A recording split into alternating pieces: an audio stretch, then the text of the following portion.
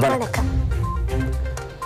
இது வசந்தம் தொலைக்காட்சியின் இரவு நேர பிரதான செய்திகளுடன் நாம் எம் அசீம் முகமது, நான் எம் கவிதா பாரதி. விரிவான செய்திகளுக்கு செல்வதற்கு முன்னர் தலைப்புச் செய்திகள்.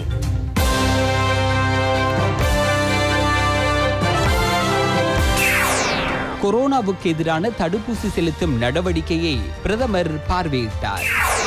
புத்தாண்டு கொரோனா குத்தணி தொற்றாளர்கள் எண்ணிக்கை 83,437 அதிகரிப்பு. மொத்த எண்ணிக்கை 1,80,000 கடந்தது.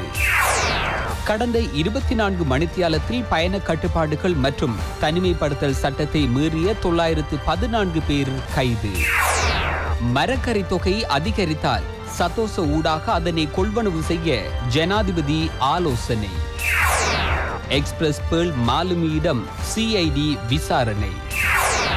கொரோனாவின் ஆயிரக்கணக்கான புதிய திரிபுகள் அடையாளம் காணப்படுகையில் வியட்நாமில் புதிய வகை கொரோனா.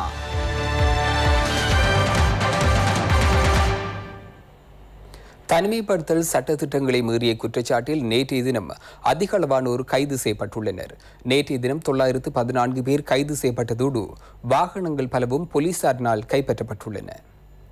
பயணத்தடை விதிக்கப்பட்டுள்ள காலப்பகுதியில் மேலதிக மரக்கறிகள் எஞ்சுமெனில் அவற்றை சதோச ஊடாக கொள்வனவு செய்வதற்கு ஜனாதிபதி கோட்டாபய ராஜபக்சவின் அனுமதி கிடைத்துள்ளதாக ராஜாங்க அமைச்சர் சஷீந்திர ராஜபக்ச தெரிவித்தார். பயண கட்டுப்பாடு விதிக்கப்பட்டுள்ள இக்காலப்பகுதியில் அதனை கணக்கில் எடுக்காது செயல்படுகின்ற நபர்களை சட்டத்தின் முன் கொண்டு வருவதற்கான செயல்பாடுகள் கடுமையாக்கப்பட்டுள்ளன. கொரோனா பரவலை கட்டுப்படுத்துவதற்கான அரசாங்கத்தின் வேலைத்திட்டங்களில் ஒரு கட்டமாக இந்த கைது நடவடிக்கை இடம்பெறுகிறது. இன்றைய தினமும் அநேகமான பகுதிகளில் இவ்வாறான சோதனை நடவடிக்கைகள் இடம்பெற்றன.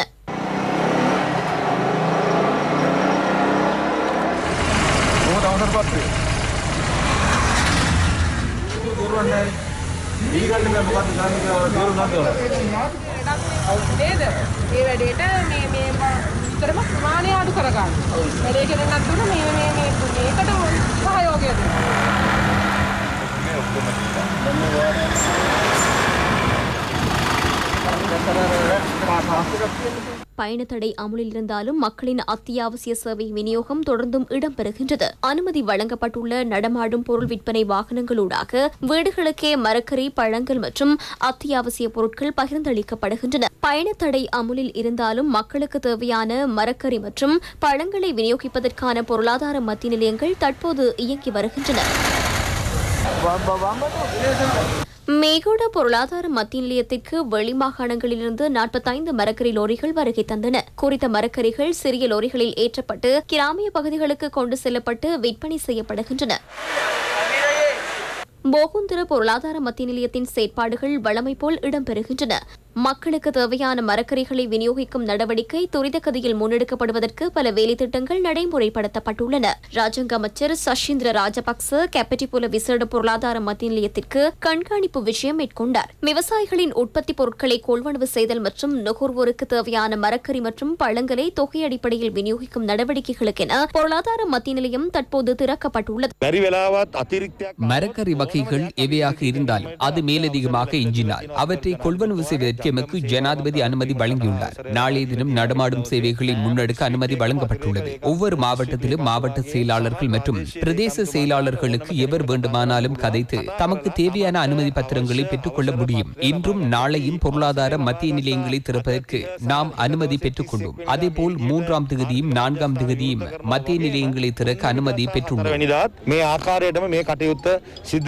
பாலியகுட மேனிங் வர்த்தக தொகுதியின் மீன் விற்பனை மத்திய நிலையத்தின் செயல்பாடுகளும் வெற்றிகரமாக முன்னெடுக்கப்பட்டு வருகின்றன. இதேவேளை வேயாங்குட விசேட பொருளாதார மத்திய நிலையத்தில் அதிக விலையில் மரக்கறிகளை விற்பனை செய்யும் வர்த்தகர்களை சுற்றி வளைக்கும் நடவடிக்கையை பாவனையாளர் அலுவல்கள் அதிகார சபை முன்னெடுத்தது. மக்களிடமிருந்து கிடைத்த முறைப்பாட்டுக்கு அமைய திடீர் சுற்றி வளைப்பு மேற்கொள்ளப்பட்டது. நியாயமான விலைக்கு மரக்கறிகள் விற்பனை செய்யப்படவில்லை எனில் லாரிகள் திருப்பி அனுப்பப்படும் என அறிவுறுத்தப்பட்டதன் பின்னர் வர்த்தகர்கள் குறைந்த விலைக்கு அதனை விற்பனை செய்ய நடவடிக்கை எடுத்தனர். ආර්ථික මධ්‍යස්ථාන වෙත පැමිණෙන பொருளாதார மத்திய நிலையங்களுக்கு வருகை தரும் வாகனங்களுக்கு, அதேபோல் பொருளாதார மத்திய நிலையத்திலிருந்து பொருட்களை எடுத்துச் செல்லும் வாகனங்களுக்கு, பொருளாதார மத்திய நிலையங்களுக்கு பொருட்களை கொண்டு வந்து இறக்கிவிட்டு மீண்டும் பயணிக்கும் வாகனங்களுக்கு எவ்வித இடையூறுமின்றி பயணிக்க வாய்ப்பு வழங்குமாறு நாட்டில் உள்ள சகல போலீஸ் நிலைய பொறுப்பதிகாரிகளுக்கும் போலீஸ் தலைமையகம் அறிவுறுத்தியுள்ளது. ஏதாவது சந்தர்ப்பத்தில் போலீஸ் அதிகாரிகள் இவ்வாறான வாகனத்தை நிறுத்தினால் அவர்கள் இந்த பொருட்களை கொண்டு செல்வதையும் மீண்டும் வருவதையும் மாத்திரமே உறுதிப்படுத்த வேண்டும். எவ்வாறெனினும் பொருளாதார மத்திய நிலையத்திலிருந்து பொருட்களை பெற்றுக் கொள்ளும் நபர்களுக்கு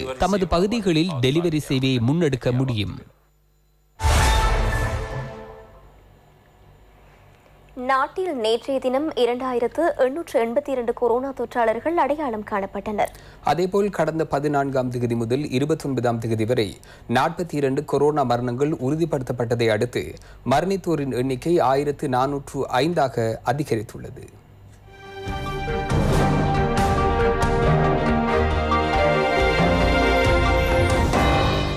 நேற்றைய தினம் அடையாளம் காணப்பட்ட கொரோனா தொற்றாளர்களில் 2827 பேர் உள்நாட்டில் அடையாளம் காணப்பட்டனர். அதில் அதிகளவாக கம்பஹா மாவட்டத்தில் 541 தொற்றாளர்கள் கண்டுபிடிக்கப்பட்டனர். கொழும்பில் 442 பேரும், களுத்துறையில் 241 பேரும் அடையாளம் காணப்பட்டதோடு ஏனைய மாவட்டங்களில் 1603 பேர் அடையாளம் காணப்பட்டனர். கடந்த மே மாதம் 14ஆம் தேதியிலிருந்து 28ஆம் தேதி வரை 36 கொரோனா மரணங்கள் பதிவானதுடன் நேற்றைய தினம் 6 கொரோனா மரணங்கள் இலங்கையில் பதிவானதாக அரசாங்க தகவல் திணைக்களம் தெரிவித்துள்ளது. இவ்வாறு உயிரிழந்த 42 பேரில் 29 பேர் ஆண்கள் எனவும் 13 பேர் பெண்கள் எனவும் அறிவிக்கப்பட்டுள்ளது. அதற்கமைய இலங்கையில் பதிவான மொத்த கொரோனா மரண எண்ணிக்கை 1405ஆக அதிகரித்துள்ளது.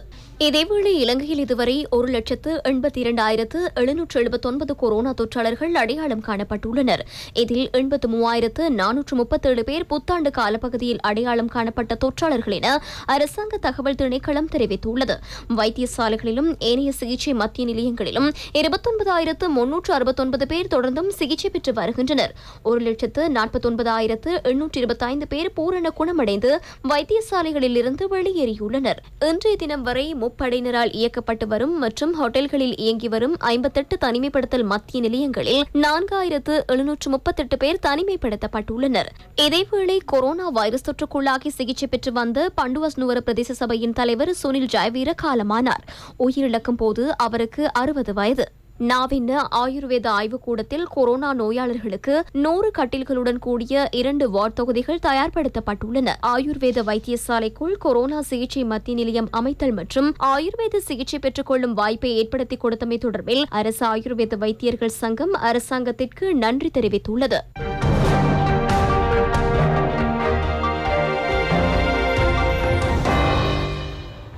கொரோனா வைரஸ் பரவல் அதிக அளவில் காணப்படும் ரத்னபுரி, கண்டி மற்றும் யாழ்ப்பாணம் ஆகிய மாவட்டங்களில் இன்று தடுப்பூசி ஏற்றும் நடவடிக்கை ஆரம்பமானது. மாத்தறை மாவட்டத்தில் தடுப்பூசி ஏற்றும் நடவடிக்கையை பிரதமர் மஹிந்த ராஜபக்ச நேரில் சென்று பார்வையிட்டார்.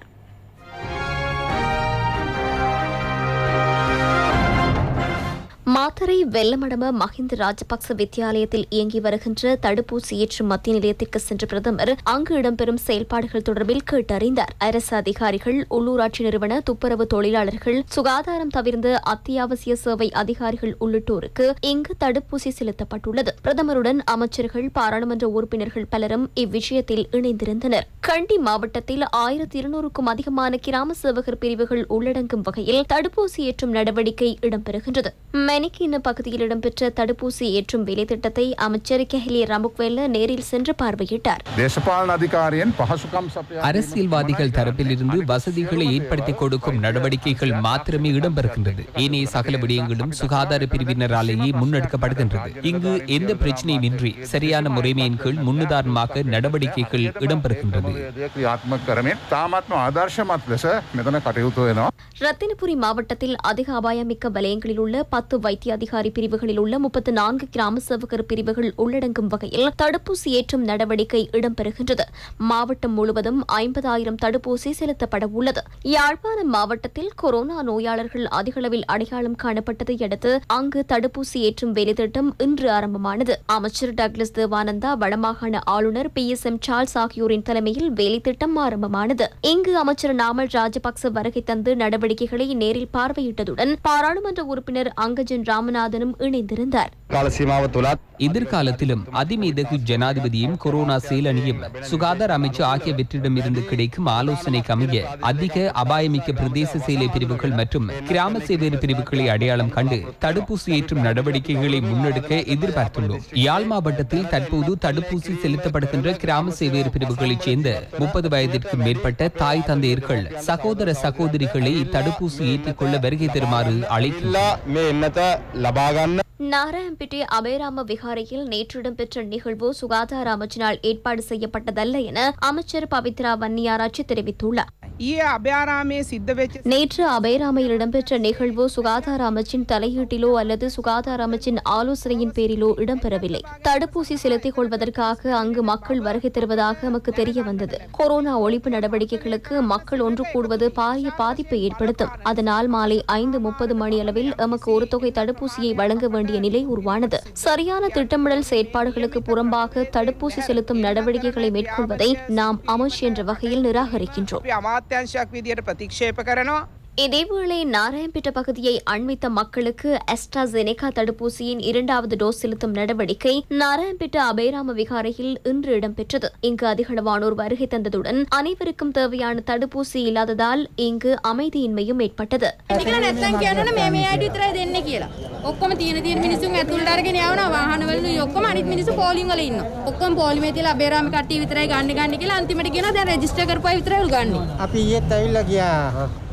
උදේ 6 ඉඳලා ඉන්නවා. දැන් නම් ඉතින් අපිට පස්සේ ආපු ඔක්කොම මෙහෙ ගහනවා කියලා අරගෙන තියෙනවා.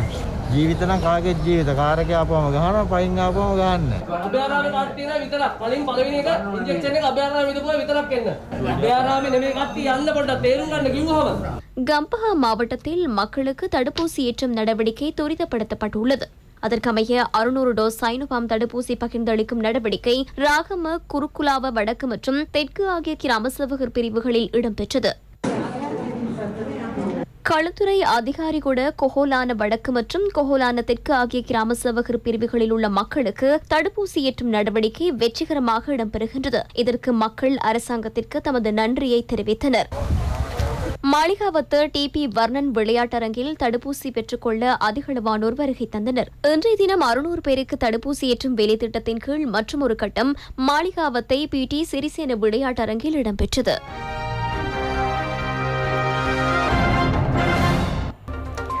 ஜனாதிபதி கிராமத்துடன் கலந்துரையாடல் வேலை திட்டத்தின் பிரதிபலனாக 113 கிராமிய வீடுகளை நிர்மாணிக்க திட்டமிடப்பட்டுள்ளது.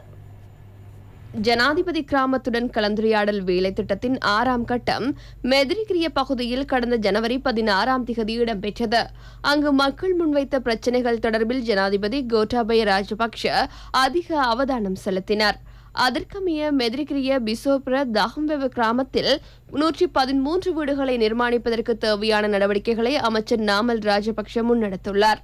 தஹம்வெவ கிராமத்தை முழுமையான ஒரு கிராமமாக அபிவிருத்தி செய்ய நடவடிக்கை எடுக்கப்பட்டுள்ளது. வீட்டு அபிவிருத்திக்கென நிதி வழங்குதல் உள்ளிட்ட பல வேலை திட்டங்கள் இதற்கு இணைவாக முன்னெடுக்கப்படுகின்றது. நிகழ்வில் ராஜாங்க அமைச்சர் உள்ளிட்ட பலர் கலந்து கொண்டனர்.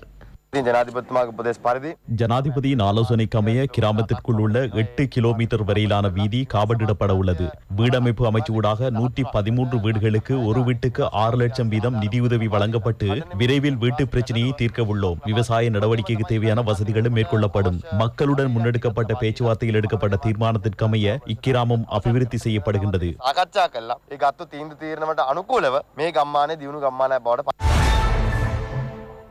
கோவிட் பரவலை கட்டுப்படுத்துவதற்கென பொதுவான கொள்கைகள் அடங்கிய சட்டமூலம் ஒன்றை அமைச்சரவை தயாரிக்க வேண்டும் என ஐக்கிய தேசிய கட்சியின் தலைவர் ரணில் விக்ரமசிங்கே தெரிவிக்கின்றார். இந்த வைரஸை கட்டுப்படுத்த தேவையான மருந்துகள் இதுவரை கண்டுபிடிக்கப்படவில்லை. சிலர் இந்த மருந்துகளை கண்டுபிடிக்க 2023ஆம் ஆண்டுகள் ஆகும் என்று கூறுகின்றனர். அந்த காலத்திற்கு தேவையான பணம் தொடர்பில் நாம் சிந்திக்க வேண்டும். இது தொடர்பில் பொதுவான கொள்கைகளும் திட்டங்களும் அடங்கிய சட்டமூலம் ஒன்றை அமைச்சரவை கொண்டு வர வேண்டும். ஜனாதிபதியும் அமைச்சரவையும் இதனை தீர்மானிக்க வேண்டும். அரசாங்கத்தில் உள்ள கட்சி தலைவர்களுடனும் பாராளுமன்றத்தில் எதிர்கட்சிகளுடனும் பேச்சுவார்த்தை நடத்துங்கள். அவர்கள் அதற்கு ஒத்துழைக்க வேண்டிய கடமை உள்ளது. இதற்கு தேவையான சட்டங்களை நிறைவேற்றிக் கொள்ள வேண்டிய தேவையை உணர வேண்டும். கொரோனா தொற்றினால் முழு நாடும் பாதிக்கப்பட்டுள்ள இச்சந்தர்ப்பத்தில் கொரோனா நோயாளர்களுக்கும் அவர்களுக்கு சேவை செய்யும் சுகாதார பிரிவு மற்றும் பாதுகாப்பு பிரிவை சேர்ந்தவர்களுக்கும் உதவிகளை வழங்க அநேகர் முன்வந்துள்ளனர். போலீசார் உள்ளிட்ட பாதுகாப்பு பிரிவு மற்றும் சுகாதார பிரிவு இணைந்து முன்னெடுக்கின்ற குறித்த வேலை திட்டத்திற்கு அநேக தரப்பினர் ஒத்துழைப்பு வழங்கி வருகின்றனர். கடவத்த வெசாக் வலயத்திற்கு கிடைத்த நிதியை பயன்படுத்தி கம்பஹா மாவட்டத்தில் சுகாதார வைத்திய காரியாலயத்தில் பணிபுரிகின்ற 1800 பேருக்கு சுகாதார பாதுகாப்பு உபகரணங்களை பெற்றுக் கொடுக்கும் நடவடிக்கை இடம்பெறுகின்றது. ராஜாங்க அமைச்சர் லசந்த அழகியவண்ண மீரிகம ஸ்ரீலங்கா சுதந்திர கட்சி அமைப்பாளர் ஸ்னேத்ரா சமரகோன் ஆகியோர் தலைமையில் இந்நிகழ்வு இடம்பெறுகின்றது. நுவர்லியா மாவட்டத்தில் உள்ள வைத்தியசாலைகளில் சேவை புரியும் சுகாதார பணியாளர்களின் வசதிக்கென தேவையான உபகரணங்களை வழங்க அமைச்சர் CB ரத்நாயக்க நடவடிக்கை எடுத்துள்ளார். மாவட்ட செயலாளர் PR.P.K. நந்தனவிடம் அமைச்சர் இவ்வுபகரணங்களை கையளித்தார். கொரோனா நோயாளர்களுக்கு சிகிச்சை அளிக்கும் மத்திய நிலையங்களுக்கு தேவையான 500 மெத்தைகளை வழங்க தொடங்கொட பிரதேச சபை நடவடிக்கை எடுத்துள்ளது. குறித்த பிரதேச சபையின் ஊழியர்கள் மற்றும் கொடையாளர்களின் உதவியுடன் பெற்றுக் கொள்ளப்பட்ட குறித்த மெத்தை தொகை தொடங்கொட பிரதேச சபை தலைவர் டெனில் விஸ்வசாந்த மற்றும் ஸ்ரீலங்கா பொதுஜன பெரமுன மத்துகம தொகுதி அமைப்பாளர் சந்திரபானு அதிகாரம் ஆகியோர் தலைமையில் கையளிக்கப்பட்டன. தீப்பற்றிய எக்ஸ்பிரஸ் பேர்ல் கப்பலின் மாலுமியிடம் குற்றப்புலனாய்வு திணைக்களம் இன்று பிற்பகல் வாக்குமூலம் பெற்றுக் கொண்டது. இதேவேளை கப்பலில் பரவிய தீ தற்போது பெருமளவு கட்டுப்பாட்டுக்குள் கொண்டுவரப்பட்டுள்ளதாக கடற்படை தளபதி வைஸ் அட்மிரல் நிஷாந்த் உலுகேதன் தெரிவித்தார்.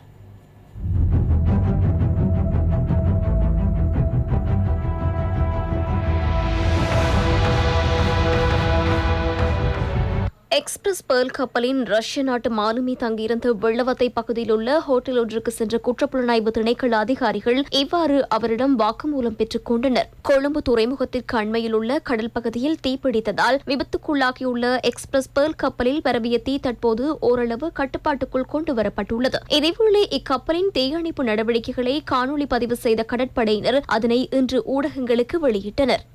எக்ஸ்பிரஸ் பேர்ல் கப்பல் சம்பவம் தொடர்பில் எடுக்க வேண்டிய அடுத்த கட்ட சட்ட நடவடிக்கைகள் தொடர்பில் சட்டமா அதிபர் தலைமையில் பேச்சுவார்த்தை ஒன்று இடம்பெற்றது. இதனுடன் தொடர்புடைய அரசு நிறுவனங்களின் பங்கு பற்றலுடன் இடம்பெற்ற இப்பேச்சுவார்த்தையில் கடற்படை தளபதியும் கலந்து கொண்டார்.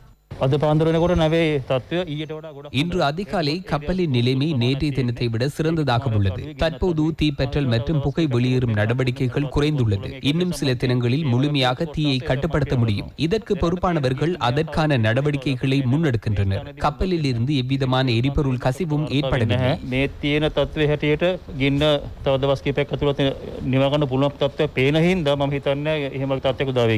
எக்ஸ்பிரஸ் பேர்ல் கப்பல் தீப்பற்றிக் கொண்டதனால் சுற்றாடலுக்கு ஏற்படும் பாதிப்பை கண்டறிந்து அது தொடர்பில் நீதிமன்றத்திற்கு அறிக்கை சமர்ப்பித்து குறித்த கப்பலின் நிறுவனத்திடமிருந்து நட்டஈடு பெற்றுக் கொள்ள நடவடிக்கை எடுக்கப்படும் என துறைமுகங்கள் மற்றும் கப்பல் துறை அமைச்சர் ரோஹிதாபே குணவர்தன தெரிவித்தார். இதனூடாக பல சேதங்கள் ஏற்பட்டுள்ளமை எமக்கு தெரிகின்றது. மீனவர்களின் வலைகளில் பஞ்சு போன்ற ஒரு பதார்த்தம் சிக்கிக் கொண்டதால் அந்த வலைகள் நாசமாகியுள்ளன. நீர்கொழும்பை எடுத்துக் கொண்டால் கடவுளான கலப்பை பாதுகாத்துக் கொள்ள வேண்டும். அதன் காரணமாகவே இன்றைய தினம் சட்டமா அதிபரின் தலைமையில் இடம்பெற்ற கலந்துரையாடலை முன்னெடுத்தோம். இந்த சம்பவத்தினால் பாதிப்புகள் ஏற்பட்டுள்ள அனைவருக்கும் இந்த கப்பல் நிறுவனத்தின் ஊடாகவே சட்ட ரீதியாக செயல்பட்டு நட்டஈட்டை பெற்றுக்கொள்ள அரசாங்கம் என்ற வகையில் நாம் நடவடிக்கை எடுப்போம். தற்போது மாலுமியோ அல்லது அக்கப்பலின் ஏனைய ஊழியர்களோ நாட்டை விட்டு செல்வதற்கான அனுமதி வழங்கப்படவில்லை. පියවගන්න අපි රජයක් හැටියට කටයුතු සූදානම් කරනවා. මේ වන විට කපිතාන්වරයාත් ඒ වගේම අනිකුත් කාර්ය මණ්ඩලයාත් කිසි කෙනෙකුට රටින් පිට වෙන්න පුළුවන් කමක් ලැබෙන්නේ නැහැ. இதேவேளை தேசிய நீர்வளங்கள் ஆராய்ச்சி மற்றும் அபிவிருத்தி முகவர் நிறுவனம் கப்பல் தீப்பற்றிக் கொண்டதால் ஏற்பட்ட சுற்றாடல் பாதிப்பு தொடர்பில் இன்றைய தினம் பரிசோதனை நடவடிக்கைகளை முன்னெடுத்தது. தற்போது கப்பலில் இருந்த பிளாஸ்டிக் உள்ளிட்ட கழிவுப் பொருட்கள் கொழும்பிலிருந்து தெற்கு பகுதியில் குவிந்துள்ளதோடு அவற்றை அகற்றும் நடவடிக்கைகளை பாதுகாப்பு பிரிவினர் முன்னெடுத்துள்ளனர். இதேவேளை தேசிய நீர்வளங்கள் ஆராய்ச்சி மற்றும் அபிவிருத்தி முகவர் நிறுவனம் இப்பகுதியிலிருந்து மாதிரிகளை பெற்றுக்கொண்டு தொடர்ந்தும் பரிசோதனை நடவடிக்கைகளை முன்னெடுக்கும் என நாரா நிறுவன சிரேஷ்ட விஞ்ஞானி கலாநிதி தீப் தமரதுங்க தெரிவித்தார். இதேவேளை இப்பகுதியில் மீன்பிடி நடவடிக்கைகளுக்கு முற்றாக தடை விதிக்கப்பட்டுள்ளது. இதனால் தற்போது சந்தையில் உள்ள மீன் வகைகளை உணவுக்கு எடுத்துக் கொள்வது பிரச்சினையாகாதென தேசிய நீர்வளங்கள் ஆராய்ச்சி மற்றும் அபிவிருத்தி முகவர் நிறுவனத்தின் சுற்றாடல் ஆய்வு பிரிவின் பிரதானி பிரதம விஞ்ஞானி ஷாமலி வீரசேகர தெரிவித்தார்.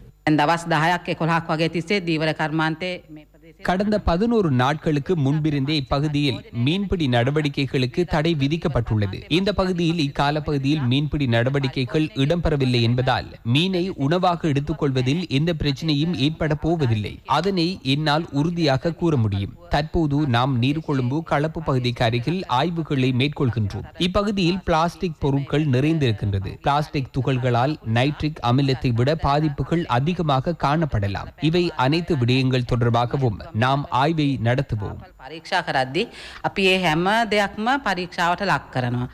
இதேவேளை தீப்பற்றிக் கொண்ட கப்பலின் நிலைமை தொடர்பில் கண்காணிப்பதற்கென இலங்கை விமானப்படையின் பெல் 212 வகையைச் சேர்ந்த வானூர்தி நேற்று மாலை கண்காணிப்பு பணியில் ஈடுபடுத்தப்பட்டது.